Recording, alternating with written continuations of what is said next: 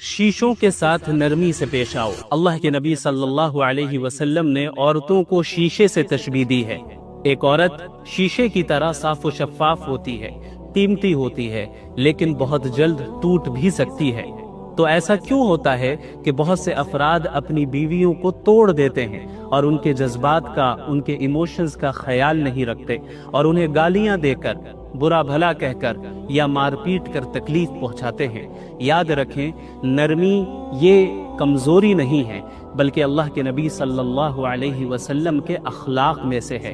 अल्लाह के नबी सल्लल्लाहु अलैहि वसल्लम तमाम मर्दों में सबसे अफजल और सबसे ताकतवर थे। और याद रखें कि नरमी दरअसल अक्ल की कुव्वत है और असल मर्दानगी की अलामत है।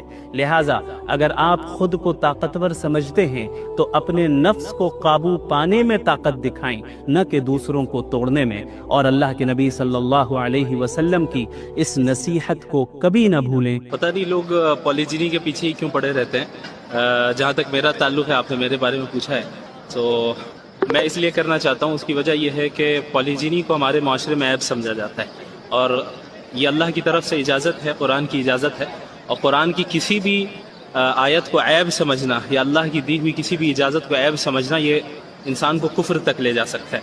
तो बाज़ बुराइयाँ माशरे में ऐसी होती हैं जिनको अगर प्रैक्टिकली तब्दील न किया जाए तो वो बुराई समझी जाती है, उस चीज़ को बुराई समझा जाता है। सिर्फ तकरीर करने से काम नहीं चलता। तो इस वजह से मुझे पॉलीगैमी करना है इंशाअल्लाह। दूसरी चीज़ ये है कि अल्लाह के रसूल सल्लल्लाहु अलैहि वसल्लम की सुन्नत भी है और यकीनन अदल व इंसाफ के साथ। आपने जो कहा है कि अदल न करने की कितनी बड़ी सज़ा है, तो हम ये नहीं कहते कि कोई इंसान अगर अदल नहीं कर सकता है तब भी वो पॉलीजिनी करे, ये गलत है, जायज़ ही नहीं है उसके लिए। अदल ज़रूरी है, इसमें कोई शक नहीं। दूसरी चीज़ इसमें यह भी है कि अल्लाह के रसूल सल्लल्लाहु अलैहि वसल्लम ने फरमाया कि खालिफुल मुशरिकीन, कि मुशरिकीन की मुखालफत करो। तो जिन जिन चीज़ों में भी मुशरिकीन की मुखालफत पॉसिबल है उसमें मुखालफत की जाएगी। और खुसूसन जब सुन्नतों का मामला होगा तब तो और ज़्यादा सुन्नतों पे जमा जाएगा। कई लोग ये कहते हैं, अच्छा देखें, मुशरिकीन जो है, मुशरिकीन में भी खुसूसन आज लिबरल्स जो सबसे बड़े मुशरिक हैं आज के ज़माने के, उनके यहाँ पॉलीगैमी को जो है बिल्कुल बुरा समझा जाता है। वो नहीं करते तो हम करेंगे, उनकी मुखालफत करेंगे इस चीज़ में रसूलुल्लाह के हुक्म के मुताबिक। बाकी बहुत से लोग मुसलमानों को देखा है कि फ़ौरन ये कहते हैं कि क्या सिर्फ यही एक सुन्नत है, बाकी सुन्नतें नहीं है। तो हमने कब कहा कि सिर्फ यही एक सुन्नत है?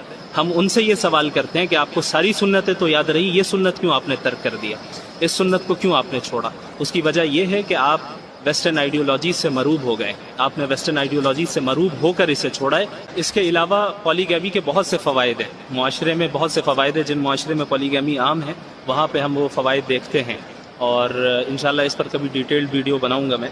दूसरी चीज़ ये है कि वेस्टर्न दुनिया में भी जो लिबरल्स भी हैं, इंसानी फितरत ही रहेगी, मर्दों की फितरत ही रहेगी। आप उनके यहाँ देख लें, उनकी सोसाइटी में ऐसा नहीं है कि एक ही औरत पर इक्तिफा कर लेते हैं, बल्कि एक बड़ी तादाद मर्दों की ऐसी है जो एक्स्ट्रा मैरिटल अफेयर्स में मुब्तला रहते हैं, एक से ज़ायद औरतों की तरफ मायल होते हैं। बस पॉलीगैमी को कानूनी तौर पर नहीं करते। अब एक से ज़ायद कोई यानी नाजायज़ ताल्लुकात रखता है एक से ज़ायद औरतों से, तो उसे बुरा नहीं समझा जाता, फ्रीडम समझा जाता है। लेकिन अगर एक मुसलमान पॉलीगैमी करे और इज़्ज़त के साथ तमाम बीवियों को रखे तो इसे बुरा समझा जाता है। तो अल्लाह ताला ने जिस तरह बहुत से अहकामात में मुख्तलिफ तबक़ात में फ़र्क रखा है, इसी तरह अल्लाह ताला ने ग़ुलाम और बांदियों के बहुत से ऐसे अहकामात हैं जो कि आज़ाद लोगों से अलग हैं, मुख्तलिफ हैं। अब जहाँ तक बांदियों का ताल्लुक़ है, तो चूँकि वो उन्हें माशरे में सर्विस देनी होती थी, बहुत ज़्यादा कामकाज भी करना पड़ता था और बसा औकात तकलीफ़ों का सामना भी करना पड़ता था, ये नेचुरल चीज़ है। तो अल्लाह ताला ने उनकी रियायत करते हुए बांदियों पर, चूँकि अल्लाह रहमान है, रहीम है और मोहम्मद सल्लल्लाहु अलैहि वसल्लम रहमतुल लिल आलमीन है, इस बुनियाद पर अल्लाह ताला ने शफ़क़त और रहमत की बुनियाद पर उनके लिए ऐसे अहकामात नाजिल किए जो कि आम आज़ाद औरतें जो होती हैं उनके मुकाबले में वो अहकामात हल्के होते हैं, उन पर तखफीफ की जाती है, आसानी की जाती है। उन्हीं अहकामात में से एक हुक्म हिजाब का हुक्म, यानी बांदियों को اس طرح کا حجاب کرنے کا حکم اللہ تعالیٰ نے نہیں دیا جس طرح کا حکم اللہ تعالیٰ نے آزاد عورتوں کو دیا، تاکہ باندیوں پر آسانی ہو، تخفیف ہو۔ اب لیکن مسئلہ یہاں پر یہ کھڑا ہوتا ہے، سوال یہ پیدا ہوتا ہے کہ آخر وہ ستر ہے کیا؟ یعنی اگر حجاب میں فرق ہے تو جس طرح عورتوں کا ستر ہوتا ہے آزاد عورتوں کا، ٹھیک اسی طرح باندیوں کا بھی ستر ہے، تو اس کی حد کیا ہے؟ کتنے حصے کو ہم مانیں گے کہ وہ ستر ہے اور کتنے کو نہیں؟ تو سب سے پہلے جو مسئلہ ہے وہ یہی ہے کہ ایک باندی کا جو ستر ہے وہ کیا ہے۔ تو دیکھیں اس میں فقہا کے درمیان تین میجر اوپینینز ہیں، فقہا میں تین میجر اوپینینز ہیں باندی کے ستر کے متعلق۔ سب سے پہلا اوپینین جو ہے وہ یہ ہے بین السرۃ الی الرکبہ، کہ ناف سے لے کر نیول سے لے کر نی تک یہ باندی کا ستر ہے۔ ابھی میں اس پر ڈسکس کروں گا۔ نمبر 2، دوسرا قول، دوسرا اوپینین جو ہے فقہا کا وہ یہ ہے عورتها مثل عورت الحرہ بالنسبۃ لمحارمها، کہ جس طرح یعنی باندیوں کا ستر اتنا ہے جتنا ایک آزاد عورت کا اپنے محرم کے سامنے ہوتا ہے۔ اب ایک آزاد عورت کا اپنے محرم کے سامنے ستر کیا ہوتا ہے؟ پورا جسم ہوتا ہے سوائے سر کے، گردن کے، ہاتھ کے اور جو پنڈلیاں ہیں اس کے، باقی پورا جسم ستر ہے۔ تو ایک قول فقہا کا یہ بھی ہے کہ ان عورتوں کی طرح باندیوں کا ستر ہے جو اپنے محارم کے سامنے وہ جتنا ستر رکھتی ہیں ڈھانک کر۔ تیسرا قول یہ ہے عورتها كعورت الحرہ، کہ باندی کا ستر بھی اتنا ہی ہے جتنا عام آزاد عورت کا ہے، یعنی باندی اور آزاد کے درمیان ستر میں، آزاد عورت کے درمیان ستر میں کوئی ڈفرنس نہیں ہے۔ اب یہاں پہ تین مختلف اقوال ہیں، اسی سے آپ کو اندازہ ہو جانا چاہیے کہ یہ ایک ایسا مسئلہ ہے جو اجتہادی مسئلہ ہے، جس میں فقہا نے اجتہاد کیا ہے، یعنی اس مسئلے میں کوئی نص صریح موجود نہیں ہے، قرآن کی کوئی صریح آیت موجود نہیں ہے، اسی طرح احادیث میں کوئی صحیح روایت ایسی مل جائے جس میں اللہ کے نبی صلی اللہ علیہ وسلم نے باندی کے ستر کو الگ قرار دیا ہو، یہ کتاب و سنت میں ملنا مشکل ہے، اور جو روایتیں ملتی ہیں اس پر ہم بات کریں گے انشاءاللہ۔ تو یہ ایک اجتہادی مسئلہ ہے۔ اب چلیے اجتہادی مسئلہ ہی صحیح، اب ہم اسی پر دیکھ لیتے ہیں، بہرحال ہمارے فقہ اسلامی کے یہ اقوال ہیں۔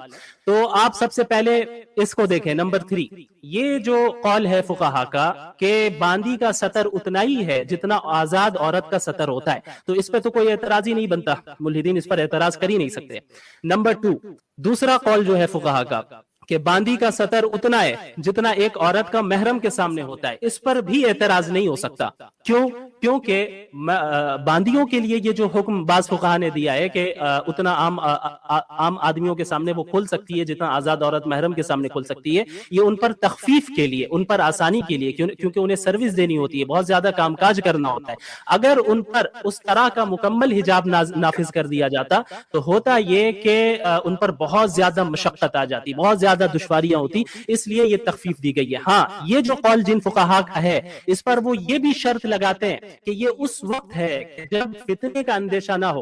اگر کوئی باندی ہے اور فتنے کا اندیشہ ہو جائے، وہ سر کھول کرے، مثلا ہاتھ کھول کرے، جس طرح محرم کے سامنے کھول سکتے ہیں، وہ بازار میں اتنا کھول کرے، پیر قدم کھول کرے۔ اب اس سے فتنے کا اگر اندیشہ ہو تو ایسی باندی پر لازم ہوگا کہ وہ مکمل حجاب کرے جس طرح عام آزاد عورتیں حجاب کرتی ہیں۔ اچھا، اب یہ تینوں اقوال، یہ جو میں نے ابھی باتیں کہی ہیں، یہ آپ کو ان کتابوں میں یہ ساری چیزیں مل جائیں گی، الاختیار لتعلیل المختار، یہ ساری، یہ فقہ حنفی کی کتاب ہے شرح المہذب فی الفقہ الشافعی، فقہ شافعی کی کتاب ہے الشرح الکبیر لاقرب المسالک الی مذہب الامام مالک، یہ ساری معتبر کتابیں ہیں فقہ میں جس کی طرف علماء اور پورے تمام مسلمان رجوع کرتے ہیں۔ ظاہر ہے میں جانتا ہوں یہ کتاب کیا ہے، یہ نام بھی ملحدین کے سروں کے اوپر سے جانے والے ہیں، کیونکہ وہ تو گوگل سے سرچ کر کے احادیث نکالتے ہیں، یہ ان کا علمی معیار ہے۔ بہرحال اب یہ جو دو اوپینین ہے اس پر تو اعتراض ہو نہیں سکتا۔ اب جو یہ تیسرا اوپینین ہے جس پر اعتراض کیا جاتا ہے وہ ہے بین السرۃ الی الرکبہ، کہ وہ فقہا جو یہ کہتے ہیں کہ باندی کا ستر نیول سے لے کر نی تک ہے، ناف سے لے کر گھٹنے تک ہے، اس کے متعلق کیا فقہا نے کہا ہے؟ جن علماء نے اس رائے کو ایکسپٹ کیا ہے ان علماء کی کیا رائے ہے، ہم انہی سے پوچھیں گے، ان ملحدین سے نہیں سمجھیں گے۔ اب آپ دیکھ لیں، یہ جو نیکسٹ پیج میں نے آپ کے سامنے اوپن کیا ہے، یہ جو عبارت ہے، یہ جو پیراگراف آپ کے سامنے ہے، یہ زاد المستقنع، یہ ابن قدامہ کی بہت ہی معروف کتاب ہے فقہ حنبلی کی، اس کی شرح الممتع ہے، اس میں یہ پیراگراف موجود ہے جس میں اس کی وضاحت موجود ہے۔ وہ وضاحت کیا ہے؟ الامۃ ولو بالغہ وہی المملوکہ عورتها من السرۃ الی الرکبہ، کہ ایک جو باندی ہے اگرچہ وہ بالغ ہو، چونکہ وہ پوزیسڈ ہے، مملوکہ ہے، تو اس کا جو سطر ہے وہ نیول سے گھٹنے تک ہے، لیکن فلو صلت الامۃ مکشوفۃ البدن ما عدا ما بین السرۃ والرکبہ فصلاتها صحیحہ، اگر ایک ایسی باندی نماز پڑھتی ہے صرف بین السرہ اور رکبہ یعنی نیول اور نی کے درمیان کے حصے کو ڈھانک کر باقی پورا جسم اس کا کھلا ہو، اگر اس کنڈیشن میں وہ نماز پڑھتی ہے فصلاتها صحیحہ، اس کی نماز صحیح ہے۔ کیوں؟ لأنها سترت ما يجب عليها ستره في الصلاة، کیونکہ اس باندی نے جسم کے اتنے حصے کو ڈھانک دیا جتنے حصے کو ڈھانکنا اس پر نماز کی حالت میں ضروری ہے۔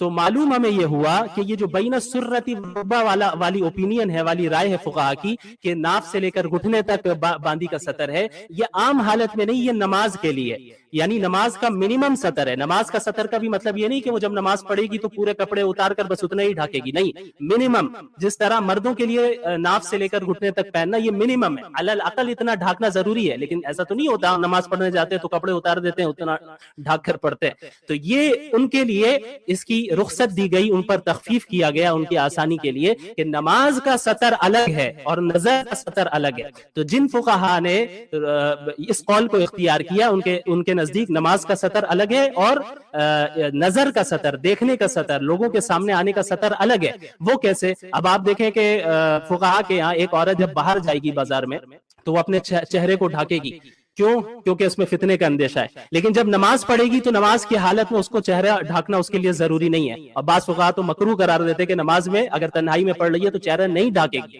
تو اس سے معلوم ہوا کہ نماز کا سطر الگ ہوتا ہے اور لوگوں کے سامنے آنے کا سطر الگ ہوتا ہے۔ تو یہ اس روایت اس لائن سے ہمیں پتہ چل گیا فقہا کے اس قول سے کہ یہ نماز کے متعلق ہے۔ اب آئیے نظر کا کیا حکم ہے۔ آپ کے سامنے شیخ الاسلام ابن تیمیہ رحمہ اللہ، ان کے نام سے کون ہی واقف نہیں ہوگا، وہ فرماتے ہیں اسی کتاب میں یہ آپ کو پیراگراف مل جائے گا، ان المقصود من الحجاب هو ستر ما يخاف منه الفتنہ بخلاف الصلاة۔ دیکھو جو حجاب کا مسئلہ ہے وہ اس میں جسم کو چھپانے کا جو اس کے پیچھے اصل مقصد ہے وہ فتنے سے بچنا ہے، بخلاف الصلاة، برخلاف صلاح کے، ولہذا یجب علی الانسان ان یستتر فی الصلاة، یعنی نماز میں فتنے کی وجہ سے ہم عورتیں یا مرد یا آزاد ہو یا پھر جو ہے باندی ہو فتنے کی وجہ سے سطر نہیں کرتی ہے، نماز میں جسم کو ڈھانکنا نماز کی وجہ سے۔ اسی لیے اگر تنہائی میں اگر کوئی بندہ نماز پڑھ رہا ہو جہاں کوئی اسے دیکھنے والا نہیں ہے، جیسا کہ انہوں نے یہ ذکر کیا ہے، تو ایسے موقع پہ بھی اس کو اپنے پورے جسم کو ڈھانکنا اس کے لیے ضروری ہوگا۔ تو اس کے بعد یہ لکھتے ہیں لیکن فی باب النظر، لیکن جہاں تک دیکھنے کا تعلق ہے، انما یجب التستر حیث ينظر الناس، تو اس وقت اس جسم کو ڈھانکنا ضروری ہوگا جہاں بھی لوگ دیکھنے لگ جائیں گے۔ ابن تیمیہ رحمہ اللہ فرماتے ہیں فالعلت فی ھذا غیر العلت فی ذاک، لہذا لوگوں کے سامنے بدن چھپانے کی جو وجہ ہے وہ الگ ہے اور نماز میں بدن چھپانے کی جو وجہ ہے وہ الگ ہے۔ تو نماز کا تو ہمیں پتہ چل گیا کہ بین السرہ والرکبہ یعنی نیول اور گھٹنے کے درمیان ہے، لیکن نظر کی علت، نظر میں سطر کرنے کی وجہ اور سبب کیا ہے؟ فالعلت فی النظر خوف الفتنہ، لوگوں کے سامنے بدن کو عورتوں کے لیے بدن کو چھپانا ڈھانکنا اس کی وجہ یہ ہے کہ فتنے سے محفوظ رہے۔ اب آگے کیا فرماتے ہیں؟ ولا فرق فی ھذا بین النساء الحرائر والنساء الاماء، تو لہٰذا اس مسئلے میں، نظر والے مسئلے میں، لوگوں کے سامنے آنے کے مسئلے میں، بازاروں میں چلنے کے مسئلے میں آزاد عورتوں اور باندیوں کے درمیان کوئی فرق نہیں ہے۔ اب آئیے، آپ نے روایتوں کا ذکر کیا، ان روایتوں کو اب ہم آپ کے سامنے پیش کرتے ہیں جن کو ملحدین اور اسلام مخالف لوگ عام طور پر لوگوں کے سامنے پیش کرتے اور یہ دکھاتے ہیں کہ علیاذ باللہ یہ صحابہ کرام کا معاشرہ جو ہے بے حیائی پر مبنی تھا، علیاذ باللہ۔ دیکھیں، سب سے پہلی روایت جو رسول اللہ صلی اللہ علیہ وسلم کی طرف منسوب کی گئی ہے ہم اس پر جاتے ہیں، اور یہ ایک ان روایتوں میں سے ایک روایت ہے جس کی بنیاد پر بعض فقہا نے یہ قول اختیار کر لیا کہ بھائی ناف اور گھٹنے کے درمیانی باندی کا اصل سطر ہے۔ دیکھیں اللہ کے نبی، اس روایت میں کیا ہے؟ اللہ کے نبی صلی اللہ علیہ وسلم نے فرمایا کہ من اراد شراء جاریہ، اچھا میں زیادہ عربی نہیں پڑھوں گا، اب ترجمہ ہی کروں گا تاکہ وقت زیادہ نہ لگے، کہ جو شخص کسی باندی کو خریدنا چاہ رہا ہے، اب اشترا یا اسے خرید لے، تو اسے چاہیے یا اس کے لیے درست ہے کہ وہ اس باندی کے تمام جسم کو دیکھ لے سوائے اس کے سطر کے۔ تو اصل تو یہ ہے کہ جس پر اعتراض ہوتا ہے کہ جب ابھی خریدنے کے لیے جا رہا ہے بندہ، ابھی خریدا نہیں ہے، تو اللہ کے نبی صلی اللہ علیہ وسلم فرما رہے ہیں کہ وہ اس کے پورے جسم کو دیکھ سکتا ہے سوائے اس کے سطر کے، اور اس کا سطر یہ ہے یعنی معقد ازارہا، جہاں ازار باندھنے کی جگہ، یعنی ناف سے لے کر گھٹنے تک۔ اب یہ روایت آپ صلی اللہ علیہ وسلم کی طرف منسوب ہے۔ اب آئیے یہ جو سند کو ہم دیکھتے ہیں، اس پہ عیسیٰ بن میمون سب سے پہلے موجود ہیں، اس لیے آگے بڑھنے کی ضرورت نہیں ہے۔ اب یہ عیسیٰ بن میمون کون ہے؟ عیسیٰ بن میمون، اب آپ اٹھائیں جرح و تعدیل کی کتابیں اٹھا لیں جس پر تمام روات کے حالات لکھے گئے ہیں کہ کون سا راوی ایسا ہے، کون سا نریٹر ایسا ہے جو قابل اعتبار ہے، کون سا ضعیف ہے، کون سا جو ہے وہ واضح ہے، گھڑتا ہے حدیثوں کو۔ آپ کو ساری تفصیلیں مل جائیں گی، اور ایسی کئی کتابیں، یہاں پہ میں نے صرف دو کا حوالہ دیا، کتاب الکامل فی ضعفاء الرجال لابن عدی و تقریب تہذیب لابن حجر۔ عیسیٰ بن میمون ضعیف، یہ ضعیف راوی ہے، اور جس سند میں ایسا راوی ہو جو کہ ضعیف ہو، وہ روایت ضعیف ہو جاتی ہے، وہ صحیح نہیں ہوتی، اور جو ضعیف روایت ہوتی ہے وہ اصول حدیث کی روشنی میں مردود ہوتی ہے، ریجیکٹڈ ہوتی ہے، اسے قبول نہیں کیا جاتا۔ اچھا، یہی روایت ایک دوسری سند سے موجود ہے، جس سند میں جناب حفص بن عمر صاحب ہے۔ اب یہ کون ہے، آپ ان کے متعلق بھی دیکھ لیں، یہ بھی راوی ضعیف ہے۔ لہٰذا دونوں سند جو اس روایت کی جو دونوں سندیں ہیں وہ دونوں ضعیف ہیں، اس لیے وہ محدثین کے نزدیک اور اس مسلمانوں کے نزدیک قابل قبول نہیں ہے۔ اچھا، اب آئیں آپ اس روایت کی طرف۔ اب دوسری روایت آپ کے سامنے، یہ بھی بہت زیادہ یہ روایت پیش کی جاتی ہے۔ یہ روایت کیا ہے؟ انس بن مالک، انس بن مالک رضی اللہ عنہ فرماتے ہیں کہ کن جواری عمر یخدمننا کاشفات الرؤوس تضطرب ثدیہن بادیۃ خدامہن، کہ حضرت عمر رضی اللہ عنہ کی جو باندیاں ہوتی تھی وہ ہماری، یعنی جب وہ لوگ حضرت عمر کے گھر میں ہوتے تھے تو وہ ہماری خدمت کیا کرتی تھی۔ کاشفات الرؤوس، سر کھلے ہوتے تھے ان کے، یعنی سر ڈھکے نہیں ہوتے تھے، بال کھلے ہوتے تھے۔ تضطرب ثدیہن، یہ اعتراض کا باعث بنتا ہے یہ لفظ تضطرب ثدیہن، کہ ان کے جو بریسٹ سے تھے وہ کام کرتے وقت ہلتے رہتے تھے۔ تو اس سے یہ انہوں نے یہ ثابت کرنے کی کوشش کی کہ العیاذ باللہ، کہ اس سے یہ ثابت ہوا کہ حضرت عمر رضی اللہ عنہ کی جو باندیاں تھی وہ اپنے سینوں کو ڈھانک کر نہیں رہا کرتی تھی، بادیۃ خدامہن، کہ ان کے جو اینکلٹس ہیں وہ بھی ظاہر تھے۔ تو اب آپ یہ جو روایت ہے اس کی سند کو دیکھیں۔ حدثنی حماد و نصر بن طریف، بیان کس سے کیا جا رہا ہے؟ نصر بن طریف۔ یہ اس واقعے کو بیان کرنے کی جو یہ سند ہے، اس میں ایک راوی، ایک نریٹر ہے نصر بن طریف۔ نصر بن طریف کون ہے؟ اب آپ دیکھ لیں، یحییٰ فرماتے ہیں لسان المیزان لابن حجر، آپ 8116 جو راوی نمبر ہے نصر بن طریف کا، اس میں آپ جا کر دیکھ سکتے ہیں۔ یحییٰ فرماتے ہیں من المعروفین ببضع الحدیث، یہ شخص تو حدیثوں کو گڑنے والوں میں مشہور ہے، یعنی یہ شخص حدیثوں کو گڑتا ہے، سب کو معلوم ہے، معروف ہے۔ یہ متہم بالکذب او الکذب، یہ جو ہے جھوٹ کا الزام ہے اس پر، یہ جھوٹی حدیثیں گڑتا رہتا ہے اور معروف شخص ہے، چھپا ہوا نہیں ہے۔ اب آپ بتائیے، ایسا شخص جو متہم بالکذب ہو، جو جھوٹ بولتا ہو، حدیثیں گڑتا ہو، کیا ہم اپنے دین کو ایسے شخص سے لیں گے؟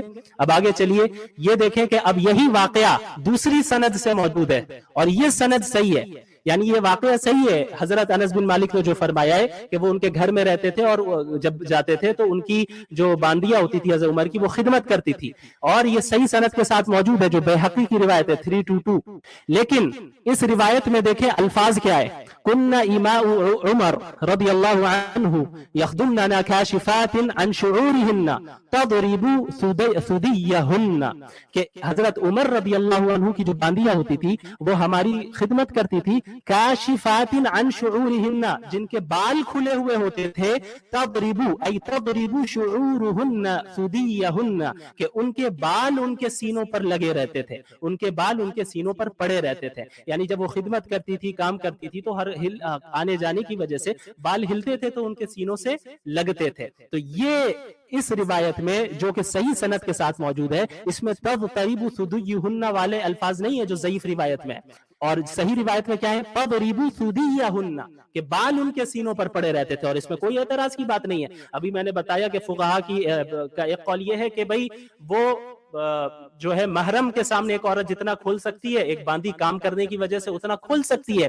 جب فتنے کا اندیشہ نہ ہو۔ اب چونکہ وہاں حضرت عمر تھے، حضرت انس بن مالک تھے، دیگر صحابہ تھے، تقویٰ میں ان کا کیا معیار ہے، وہاں پہ فتنے کا اندیشہ ہو ہی نہیں سکتا، اس لیے وہ بال کھول کر وہاں پر موجود تھی۔ تو اس لیے اس روایت کو جس طرح پیش کیا جاتا ہے یہ غلط ثابت ہوتا ہے۔ اس کے بعد آئیے آپ اگلی روایت میں۔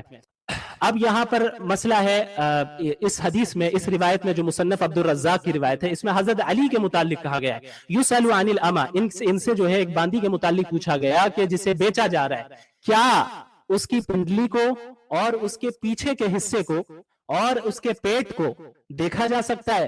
تو اس روایت کے مطابق انہوں نے کہا کہ لا باس بذالک، ہاں ایسا کرنے تو کوئی حرج نہیں ہے، یعنی تم اس کی پنڈلی بھی دیکھ سکتے ہو، اس کے پچھلے حصے کو بھی دیکھ سکتے ہو، اس کے پیٹ کو بھی دیکھ سکتے ہو. لا حرمت علی، اس کی تو کوئی حرمت ہے نہیں. انما وقفت لنصابمها، وہ تو یہاں پہ کھڑی ہی ہے تاکہ ہم اس کو خریدیں، اس کا سودا کریں. یہ حضرت علی کی طرف منسوب کیا جاتا ہے. اب آئیں آپ اس سند پہ. عبدالرزاق کہتے ہیں ابن جریج نے سے مروی ہے. اب ابن جریج صاحب فرماتے ہیں قال اخبرنی، کہ مجھے خبر دی. کس نے خبر دی؟ مجھے حدیث سنائی. کس نے؟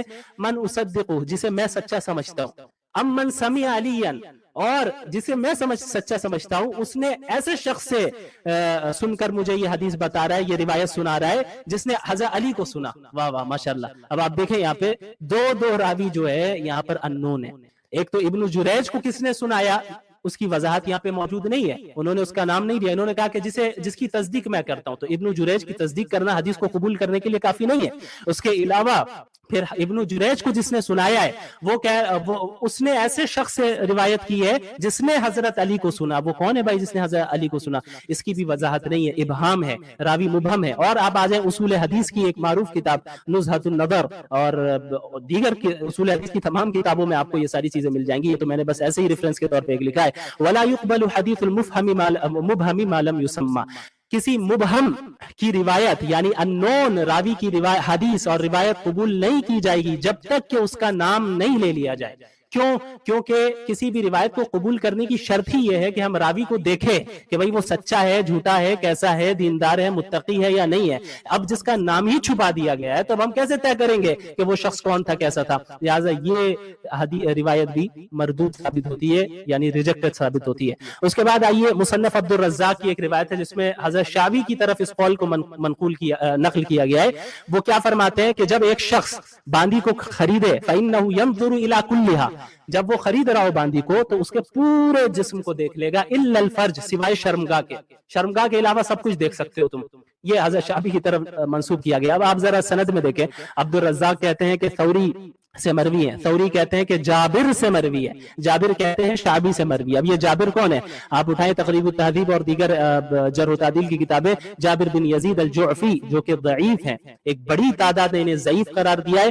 بعض محدثین ایسے ہیں جنہوں نے انہیں صحیح قرار دیا اس شرط کے ساتھ کہ ان کی روایت ان کے ساتھ نہیں ہونی چاہیے. اگر یہ ان کے ساتھ بولتے ہیں تو پھر ہم جو ہے جب تک یہ وضاحت نہیں کریں گے قبول نہیں کریں گے. اور ایک بڑی تعداد میں تو ضعیف قرار دیا کہ آپ ان کے ساتھ بولیں کیسے بھی کریں، یہ جو ہے ٹھیک ٹھاک نہیں تھے، ان کی روایتیں قبول نہیں کی جا سکتی. اب یہ ان کا مطلب کیا آئے گا میں ایکسپلین کروں گا انشاءاللہ. تو بہرحال یہ ثابت ہوا کہ یہ بھی جو روایت ہے حضرت شعبی کے متعلق یہ بھی مردود ہے، قابل قبول نہیں ہے. اب آ جائیں آپ ان روایات کی طرف جو حضرت عبداللہ بن عمر کے متعلق ہے اور جسے سب سے زیادہ شیئر کیا جاتا ہے ملحدین کی جانب سے. جن روایتوں میں یہ ہے، ترتیب کے ساتھ چلتے ہیں. سب سے پہلی روایت مصنف عبدالرزاق کی، اس میں یہ ہے کہ ابن عمر رضی اللہ عنہما جب یعنی کانا یکشف عن ظہرہا، وہ باندی کے یعنی خریدنے سے پہلے ہی باندی کے پیٹ کو بھی کھول لیتے تھے، وبطنہا اس کے پیٹ کو بھی، وساقہا اور اس کی پنڈلی کو بھی، ویضع یدہ علی عجوزہا اور اس کے پچھلے حصے پر اپنا ہاتھ رکھتے تھے. اب آپ آ جائیں اس روایت کو ہم سمجھیں گے. اس کو سمجھنے سے پہلے آپ کو اس ٹرمینالوجی کو سمجھنا ہوگا کہ تدلیس کسے کہتے ہیں. بہت ہی میں ڈیٹیل میں نہیں جاؤں گا، بہت ہی آسان انداز میں سمجھانے کی کوشش کروں گا. دیکھیں تدلیس کسے کہتے ہیں. تدلیس یہ ہے کہ ایک نریٹر، ایک راوی ایک ایسی روایت بیان کرے جس روایت کو اس نے اپنے استاذ سے خود ڈائریکٹلی نہیں سنا ہو کسی اور سے، لیکن جب وہ اس روایت کو بیان کرے تو اس روایت کو بیان کرتے وقت وہ ایسے الفاظ استعمال کرے کہ سننے والے کو ایسا لگے کہ بھائی اس نے ڈائریکٹ اپنے استاذ سے سنا ہے. وہ ایسے الفاظ استعمال کرتا ہے کہ جھوٹ بھی نہ بولنا پڑے اور سننے والے کو لگ جائے، ایسا محسوس ہو جائے، وہم ہو جائے کہ میں نے گویا کہ ڈائریکٹ ان سے سنا ہے. فار ایگزامپل قائلا موہمن سماعو قائلا قال فلان، اگر کوئی شخص جو کہ ایسا عمل کرتا ہے، اس عمل کو جو میں نے بتایا ایکسپلین کیا، اس عمل کو تدلیس کہتے ہیں، ٹھیک ہے، اور اس عمل کے کرنے والے کو مدلس کہتے ہیں. تو اب ایک مدلس قال فلان بھی کبھی کبھی کہتا ہے کہ فلاں شخص نے کہا، تو اب فلاں شخص نے کہا، اس کی تو کوئی آپ کے پاس آپ نے یہ تو نہیں کہا کہ آپ سے کس نے کہا.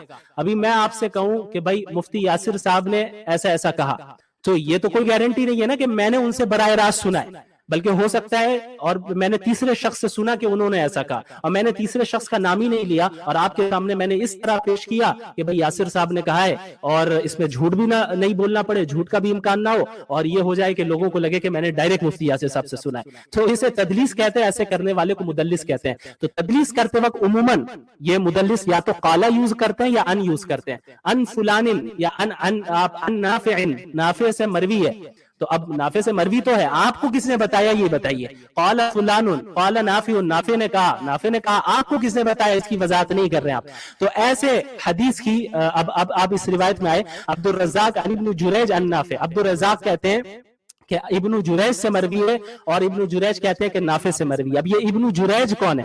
ابن جریج کی آپ اس کو نکال کر دیکھیں حالات کو، وہاں پر محدثین نے بیان کیا ہے کہ یہ وکان یدلس، یہ تدلیس کیا کرتے تھے۔ اب یہاں پہ بھی دیکھیں آپ، اس روایت میں جریج ان کے ساتھ بیان کر رہے ہیں، یہ نہیں کہا انہوں نے حدثنا نافع، حدیث ہمیں نافع نے ہمیں سنایا، اخبرنا نافع، نافع نے ہمیں خبر دی، سمعت، میں نے خود سنا، یہ نہیں کہا، انہوں نے کہا ان نافع، نافع سے مروی ہے۔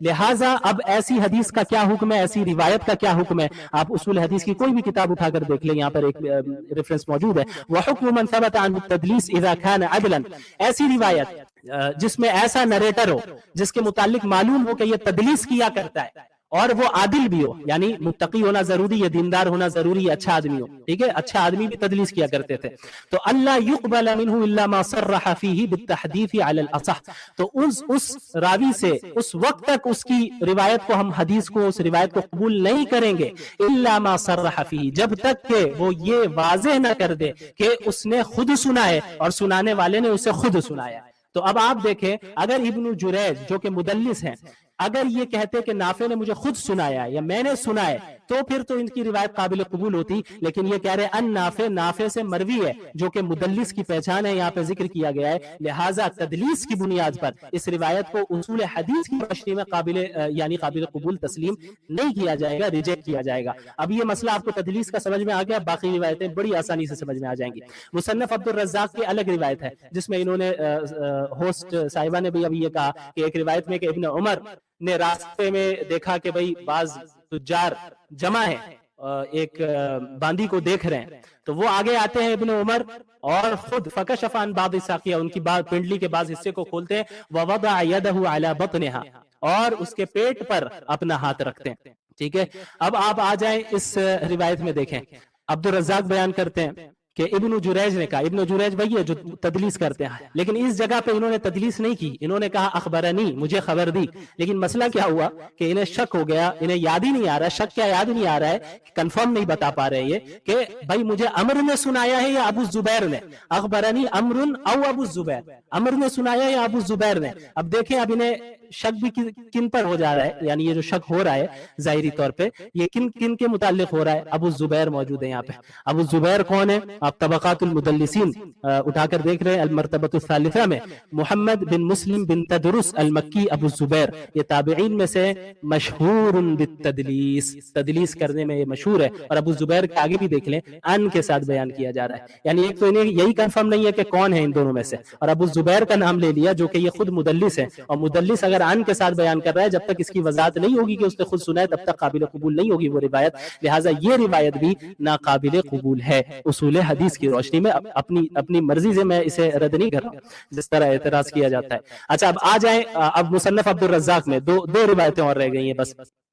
اس میں ہے کہ ابن عمر رضی اللہ عنہما نے اپنے ہاتھ کو بین ثدییہا ثم ہزہا، باندی کے بریسٹس کے درمیان اپنے ہاتھ کو رکھا، ثم ہزہا، پھر اسے انہوں نے باندی کو ہلایا، ٹھیک ہے۔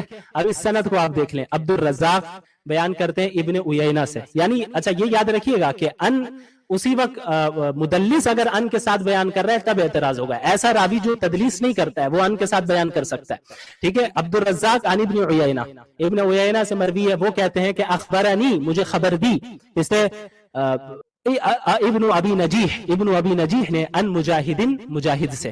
اب ابن ابی نجیح کون ہے؟ یہ اب طبقات المدلسین اٹھا کر دیکھ لیں آپ، المرتبۃ الثالثہ میں، المرتبۃ الثالثہ والے یعنی اس طبقے میں جتنے مدلسین ہیں ان کی بڑی شرائط ہیں، وہ اتنی ڈیٹیل میں نہیں جاؤں گا۔ عبداللہ بن ابی نجیح المکی المفسر اکثر عن مجاہد، हजरत मुजाहिद से जो इन्होंने कसरत से रिवायत की है, वकाना युदल्लिसु अन्हु, हजरत मुजाहिद से जब रिवायत किया करते थे तो अक्सर तदरीस किया करते थे। वसफहु बिदालिका नसई, नसई ने भी इनके मुतालिक यही बताया। अब आप यहाँ देखें इब्नु अबी नजी किन से रिवायत कर रहे हैं? मुजाहिद से, और किस लफ्ज के साथ कर रहे हैं? अन के साथ। ये नहीं कहा काला मुजाहिद, काला भी कहते तब भी तदलीस होती। ये नहीं कहा कि मुजाहिद ने मुझे हदीस सुनाई, हद्दसना, अखबरना या समिअतु, ये नहीं कहा। लिहाजा इब्नु अबी नजी मुदल्लिस है और इनकी यहाँ पे वजाहत मौजूद नहीं है, इस वजह से ये रिवायत भी नाकाबिले कबूल है।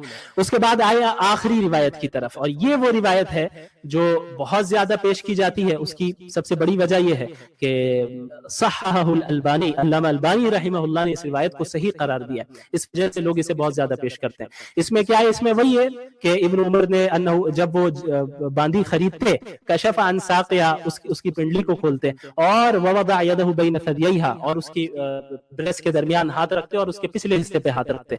बैहकी कहते हैं, बैहकी की रिवायत है, वो कहते हैं वकअन्नहु कान यदअुहा अलैहा मिन वराइ थौब, शायद इब्न उमर कपड़े के ऊपर से ऐसा किया करते होंगे। हमें उससे बहस ही नहीं है, कैसे भी करते थे। अब इधर आया, इस रिवायत में जितने रुवात मौजूद हैं, जितने नरेटर्स मौजूद हैं, यहां से लेकर यहां तक, ये सारे नरेटर्स क्या है? यानी आदिल हैं, और इनमें से कोई ऐसा भी नहीं है जिस पर एतराज किया जाए। तो इस सनद को देखते हुए, इस सनद की में जो मौजूद रुवात हैं, जो नरेटर्स हैं, उन्हें देखते हुए इस सनद पर अल्लामा अलबानी रहमहुल्लाह ने सनद के सही होने का यानी हुक्म लगाया है। लेकिन क्या कोई रिवायत सिर्फ सनद के साथ सही हो जाए तो उसको कबूल कर लिया जाता है? सही हदीस की असल डेफिनेशन है क्या? क्या सिर्फ सनद में रावियों का सही होना, आदिल होना, अच्छे हाफजे वाला होना और सनद का मुत्तसिल होना, यानी कोई ब्रेक ना हो बीच में, कोई अननोन ना हो, यही काफी है? या सही हदीस के लिए और भी शरायत है? तो इसके लिए हम उसूल हदीस की तरफ रुजू करेंगे। और अब हम जानेंगे सबसे पहले कि भाई सही हदीस कहते किसको है। सही हदीस की तारीफ और डेफिनेशन आपके सामने यहाँ पे मौजूद है, और ये आपको हर उसूल हदीस की किताब में मिल जाएगी। वो क्या है? वखबरुल अहादी बिनक़्ल अदलिन ताम्मिद दब्त। पहली शर्त यह है कि रिवायत करने वाला जो नरेटर है वो आदिल होना चाहिए। रिवायत करने वालों के मुताल्लिक अभी ये शर्त चल रही है, आदिल होना चाहिए। आदिल का मतलब क्या है? कि आकिल हो, बालिग हो, मुसलमान हो, दीनदार हो, मुत्तकी हो, झूठ नहीं बोलता हो, सरी गुनाह न किया करता हो, ये सारी शराइत दाखिल है, तब आदिल होगा। उसके बाद दूसरी शर्त ताम दब्त। हदीस, जिस हदीस को वो बयान कर रहा है वो उसकी हिफाजत करने में भी वो क्या है ना, उसकी हिफाजत करने में भी उसको एहतमाम होना चाहिए। यानी जिस रिवायत को वो बयान कर रहा है उसको महफूज उसने अच्छी तरीके से किया हो। अब इसके दो तरीके हो सकते हैं, या तो याददाश्त उसकी इतनी मजबूत हो कि वो एक्यूरेसी लेवल, उसका एक्यूरेसी लेवल बहुत हाई हो। जी, एक्यूरेसी लेवल, जी जज़ाकुमुल्लाह खैरन, बहुत हाई हो। या ये है कि वो जो है लिखने के एतबार से उसमें भी ये चीज दाखिल हो जाती है, यानी हदीस को उसने महफूज रखा हो, ताम्मुद दब्त। ये दूसरी शर्त है। अब तीसरी शर्त क्या है? मुत्तसिल सनद। उस चेन की जो सनद है, यानी वो जो चेन है, चेन ऑफ नरेटर है, वो मुत्तसिल होना चाहिए। मुत्तसिल होने का क्या मतलब है? हर रावी, हर नरेटर ने जिसका वो नाम ले रहा है अपने ऊपर वाले से डायरेक्ट सुना हो, उसने बीच में कोई ऐसा झोल ना हो, बीच में कोई अननोन ना हो, अननोन नरेटर ना हो, डायरेक्ट उसने सुना हो, तब ये सनद मुत्तसिल होगी। लेकिन क्या सिर्फ यही 3 शर्त होना हदीस की सही होने के लिए काफी है? जैसा कि ये 3 शर्त बज़ाहिर ऊपर मालूम हो रही है सही है, नहीं। सही हदीस की डेफिनेशन के लिए 2 शर्त और है, यानी सही हदीस को समझने के लिए और उसे कबूल करने के लिए इन 3 शराइत के अलावा 2 शर्त और है जिनका पूरा होना जरूरी है। वो 2 शर्त क्या है? गैर मुअल्लल वला शाद, ना ही वो रिवायत शाद होनी चाहिए, ना ही मुअल्लल। शाद पर अभी बहस नहीं करना है, अभी मसला है गैर मुअल्लल, कि वो रिवायत मुअल्लल भी नहीं होना चाहिए। अब वो मुअल्लल किसे कहते हैं? आप मुकद्दिमा इब्न सलाह उठाकर देख लें, किसी भी उसूल हदीस को उठाकर देख लें किताब को। फल हदीसुल मुअल्लल हुवल हदीसुल लज़ी उत्तलिअ फीही अला इल्लतिन तक़दहु फी सिह्हतिही मअ अन्न ज़ाहिरहु अस्सलामतु मिनहा। हदीस मुअल्लल या वो रिवायत जो मुअल्लल है, उस रिवायत को कहते हैं जिसके अंदर एक ऐसा छुपा हुआ ऐब हो, जिसके अंदर एक ऐसी छुपी हुई खराबी हो जो कि उस रिवायत, उस नरेशन की ऑथेंटिसिटी को खत्म कर देती है। बावजूद इसके कि उस रिवायत का जो जाहिरी पहलू हो, जाहिरी एतबार से अगर रिवायत को आप देखें तो वो महफूज और बिल्कुल सही सालिम मालूम हो, यानी उस रिवायत को देखकर तो बजाहिर लगे कि भाई हाँ ठीक है, रावी तो सब सही है और सब अच्छे हैं, आदिल हैं, तामुद्दब्त है, एक्यूरेसी लेवल भी ठीक है और सनद भी मुत्तसिल है, बजाहिर देखने से लगे कि भाई जो है ये रिवायत तो सही है, लेकिन उस रिवायत के अंदर कोई ऐसी खराबी हो जो छुपी हुई हो, हर एक आसानी से समझ भी ना सके, अगर ऐसी इल्लत और ऐसी खराबी भी उसमें पाई जाएगी तो फिर क्या होगा, वो रिवायत सही के हुक्म में दाखिल नहीं होगी, क्योंकि सही होने के लिए मुअल्लल ना होना भी दाखिल है। अच्छा, वो खराबी और वो छुपा हुआ ऐब जो मैंने कहा वो किस तरह का हो, ये ऐब सनद में भी हो सकता है, ये ऐब मतन में भी हो सकता है। ठीक है, सनद ये है कि जो नरेटर बयान करते हैं कि फलां ने फलां से सुना फलां, और मतन क्या है कि जो बात ये नरेट कर रहे हैं उसको मतन कहते हैं। तो अब ये दोनों जगह हो सकती है, और ऐब ये जो छुपा हुआ ऐब है इसकी भी मुख्तलिफ किस्में हो सकती हैं, लेकिन तमाम किस्मों को यहाँ जिक्र करना जरूरी नहीं है, बल्कि हम जो इस हदीस के मुतालिक, इस रिवायत के मुतालिक बात कर रहे हैं उसको समझने के लिए इब्न जौजी रहिमहुल्लाह का ये कौल काफी है, जो फतहुल मुगीथ लिस्सखावी 114 में आप ये पैराग्राफ हासिल कर सकते हैं। इब्न जौजी रहिमहुल्लाह बहुत बड़ी शख्सियत है, क्या फरमाते हैं, वकुल्ल हदीसिन रअयतुहु, हर वो हदीस यानी ऐसी हदीस जिसे मैंने देखा है, युखालिफुल उकूला औ युनाकिदुल उसूला, कोई भी ऐसी हदीस जो अक्ल के खिलाफ बात नकल की जा रही है, उसमें कोई भी ऐसी रिवायत जो अक्ल के यानी खिलाफ अक्ल हो, क्योंकि शरीयत का कोई हुक्म खिलाफ अक्ल नहीं हो सकता है, मावरा बियॉन्ड हो सकता है, अक्ल के खिलाफ नहीं हो सकता, लेकिन कोई ऐसी रिवायत आ जाए जो कि अक्ल के खिलाफ हो, या फिर युनाकिदुल उसूल, शरीयत के जो उसूल हैं, उसूल मुसल्लमा है, शरीयत के जो डेफिनेट प्रिंसिपल्स हैं उनके खिलाफ हो, इसमें कोई ऐसी बात कही जा रही है जो उसूल मुसल्लमा के खिलाफ हो, क्या फरमाते हैं, फअलम अन्नहु मौदू, तो जान लो कि ये रिवायत मौदू होती है, मनगढ़ंत होती है, फला युतकल्लफु इअतिबारुहु ऐ ला तुअतबरु रुवातुहु वला तुनज़रु ऐ औ ला तंज़ुर फी जरहिहिम, और ऐसी रिवायत के हम नरेटर्स, ऐसी रिवायत जब अगर आ जाए तो इसके नरेटर पर छानबीन करने की जरूरत नहीं है।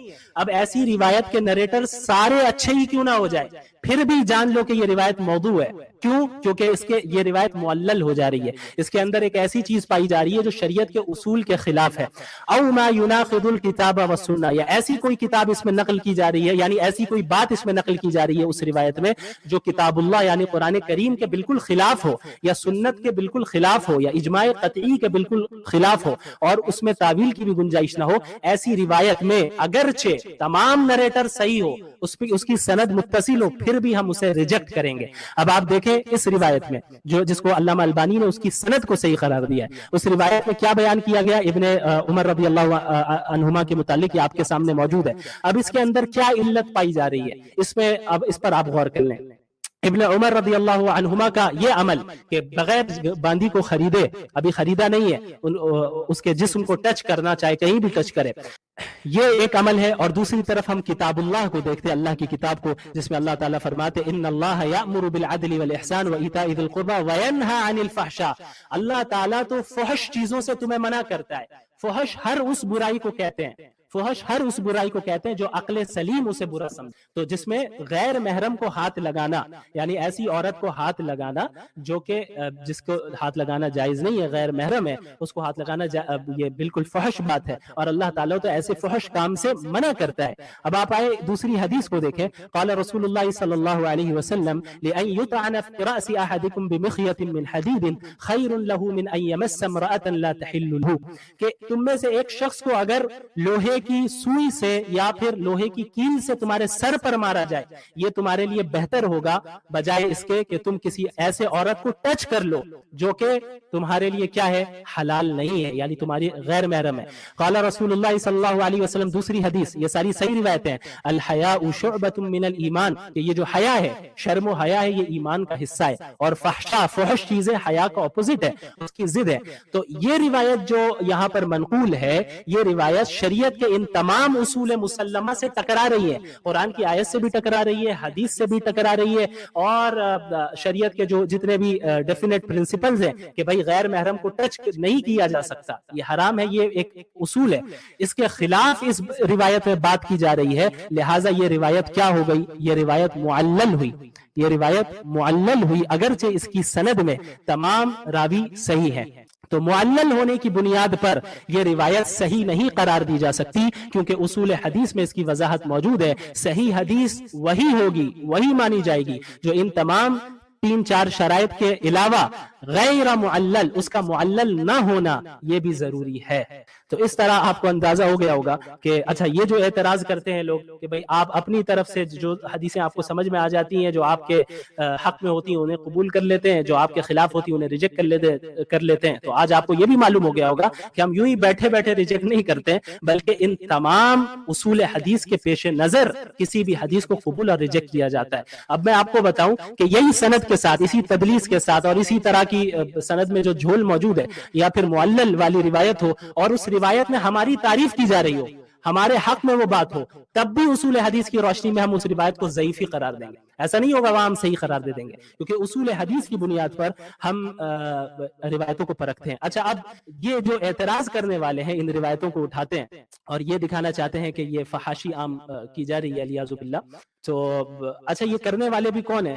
کرنے والے وہ ہیں جو کہ عورتوں کو کے لیے یہ رائٹ سمجھتے ہیں، اور عورتوں کا یہ حق سمجھتے ہیں کہ وہ اپنے کپڑے کو جو ہے یعنی وہ اگر کم پہننا چاہتی ہے تو اس کا حق ہے، اس کا رائٹ ہے، یہ وومن رائٹ میں سے ہے۔ اور اس جگہ پر اس جگہ پہ انہیں یہ بے حیائی نظر نہیں آئے گی، لیکن ان روایتوں کو اٹھا کر وہ بے حیائی کہنے لگتے ہیں۔ اور جہاں تک سطر کا تعلق ہے اس کی وضاحت تو میں نے آپ لوگوں کے سامنے کر دی ہے، تو اس پر بھی جو ہے ان کا یہ اعتراض ہوتا ہے کہ بھائی یہ تو بے حیائی ہے۔ اور اس کے علاوہ آج کے دور میں ایسے کتنے اسکولز ہیں جہاں پر عورتوں کو لڑکیوں کو مجبور کیا جاتا ہے کہ اسکرٹ پہن کر آپ کو جانا ہے، اسکول آنا ہے، اسکرٹ پہننے کے بغیر آپ اسکول میں نہیں آ سکتے۔ ایسے کتنے انڈسٹریز ہیں، آپ ایئر لائنز والوں کو دیکھ لیں جہاں پہ ایئر ہوسٹس کو اسکرٹ ہی پہننا ہوگا، بہت سے ایئر لائنز میں وہاں پر ان پر زور زبردستی کی جاتی ہے کہ نہیں انہیں وہی پہننا ہوگا۔ اس وقت آپ کیوں نہیں کہتے ہیں، اس وقت اعتراض کیوں نہیں کرتے ہیں؟ وہ مسئلہ جو کہ پاسٹ کا مسئلہ ہے، جو کہ گزر چکا ہے، اس پر تو آپ بیٹھ کر 6 گھنٹے 9 گھنٹے اسٹریم کرتے ہیں، جو کہ گزر چکا ہے۔ اور جو پریزنٹ میں جو حالات ہیں، پریزنٹ میں جس طرح عورتوں کو کپڑے اتروائے جا رہے ہیں اور انہیں فورس کیا جا رہا ہے، اس پر بھی ذرا 6 گھنٹے 7 گھنٹے آپ لوگ اسٹریم کریں۔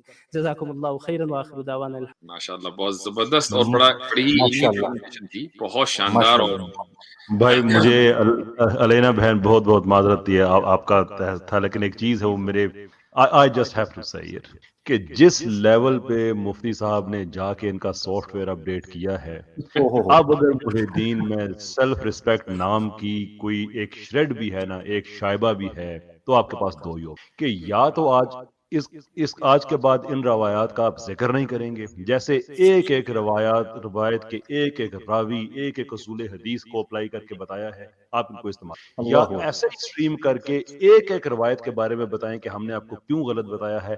اب جنرل کامنٹ نہیں چلیں گے کہ نہیں چھپا رہے ہیں، نہیں دفاع کر رہے ہیں، وہ کر رہے ہیں۔ اب آپ یہ روایتیں آپ لے کے آئے تھے، ہم نہیں لے کے۔ جس لیول پہ آپ کا سافٹ ویئر اپڈیٹ ہو گیا ہے، اب روایتوں کے جواب میں روایتیں ہی ہمیں چاہیے اور بتائیں کہ اس میں کیا کیا غلطیاں ہماری بات میں نہیں، تو وہ چلو وہ محاورہ آپ نے سنا ہوا ہے، ڈو دیٹ۔ اچھا، اور صرف پریزنٹیشن نہیں، ماشاءاللہ بڑی سوفسٹیکیشن کے ساتھ پریزنٹیشن ہے۔ جو معیار ہم نے سیٹ کر دیا ہے الحمدللہ، اس معیار پر میں نہیں سمجھتا کہ کوئی ملحد پہنچ پائے گا، کوئی مرتد پہنچ پائے گا۔ میں صرف مختصر بڑی لمبی جس سٹینڈرڈ کی آپ نے بات کی، بہت میں معافی چاہوں گا قطع کلامی کی، میں ڈیٹا کیسے گیدر کیا جاتا ہے اور کیسے یوٹیلائز کیا جاتا ہے، یہ پوری ایک سائنس ہے۔ میں الحمدللہ یونیورسٹی آف بیڈفورڈ شائر میں اس کا لیکچرر رہ چکا ہوں، اور یہ جو سٹینڈرڈ مفتی صاحب نے یہاں پہ یہ جو انہوں نے مینٹین کیا ہے، یہ انٹرنیشنل لیول ہے۔ یہ وہ ہے جو ہم ویسٹ کی یونیورسٹیز میں پڑھاتے ہیں کہ اس طرح سے آپ ایک چیز کو چھان کے کہ کسی کو کوئی شک رہے ہی نہ ہے۔ اگر کسی کو، تو جیسے میں نے آگے کہا ہے کہ جو سافٹ ویئر آپ کا اپڈیٹ ہو گیا ہے، اب جنرل کامنٹ نہ کیجیے گا کہ نہیں یہ تو چھپا قیصر بھائی، سافٹ ویئر اپڈیٹ ہونے کے لیے قیصر بھائی سافٹ ویئر اپڈیٹ ہونے کے لیے ہارڈ ویئر بھی چاہیے۔ اگر ہارڈ ویئر ہی نہیں ہے تو آپ کیسے سافٹ ویئر اپڈیٹ کریں گے، یہ بتائیے مجھے۔ میں ایک چیز مفتی صاحب آپ کو کہنا چاہ رہا ہوں، عامر بھائی چونکہ وہ بات میرے ذہن سے نکل جائے گی، سوری۔ میں صرف چونکہ ماشاءاللہ مفتی شمائل صاحب کی پریزنٹیشن بڑی لمبی ہوئی ہے، تو میں صرف یہ کہنا چاہوں گا 2 جملوں کے اندر کہ جتنی روایات حضرت ابن عمر کے بارے میں یا کسی اور صحابی کے بارے میں آتی ہیں کہ وہ باندیوں کو جا کر ہاتھ لگا کر ٹچ کیا دیکھا کرتے تھے، ان کے جسم کے مختلف حصوں کو ٹچ کیا کرتے تھے، وہ ساری کی ساری روایتیں ضعیف ہیں۔ اور اگر کوئی روایت آپ کو سند کے اعتبار سے صحیح بھی مل رہی ہے تو چونکہ وہ قرآن کے خلاف